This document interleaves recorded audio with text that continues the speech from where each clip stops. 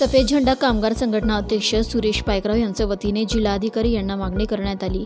चंद्रपूर जिल्ह्यातील जिवती सावली तालुक्यातील विमुक्त जाती व भटक्या जमाती प्रवर्गातील घटकांसाठी गोरगरीब कुटुंब आज सुद्धा पक्का घरापासून वंचित आहे।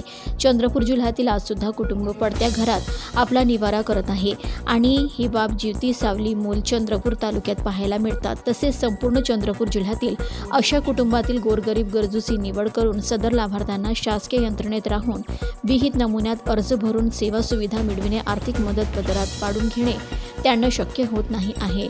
म्हणून जिल्हाधिकारी यांनी गाव वस्ती विभागून उपलब्ध शासकीय यंत्रणेतून गरजूंना प्रत्यक्ष अर्ज भरून घेऊन या योजनेकरिता लाभार्थी म्हणून त्यांची नोंद करून घेऊन त्यांना प्रत्यक्ष आर्थिक मदत व पक्के घरे बनविण्यासाठी लवकरात लवकर घरकुल निधी उपलब्ध करून देण्यात यावा अशी मागणी या निवेदनाद्वारे करण्यात आली।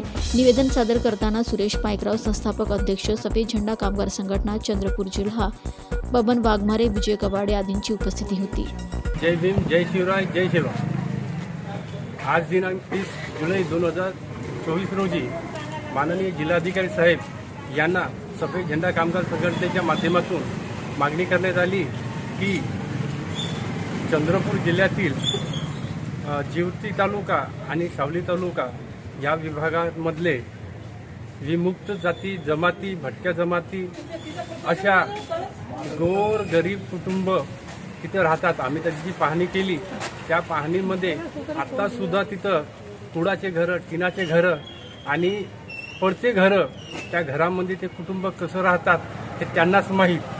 आपण म्हणतो की विकास होत आहे, विकास होत आहे, हे विकास कुठं होत आहे? तर अशा कुटुंबांना, अशा गरजू कुटुंबांना, गोरगरीब कुटुंबांना चंद्रपूर जिल्ह्यातील विमुक्त जाती, भटक्या जमाती अशा लोकांना, कुटुंबांना लवकरात लवकर निधी उपलब्ध करून या निधीद्वारे त्यांना घरकुल योजना लवकरात लवकर देण्यात यावी अशी मागणी आज आम्ही सफेद झेंडा कामगार संघटनेच्या माध्यमातून केलेली आहे।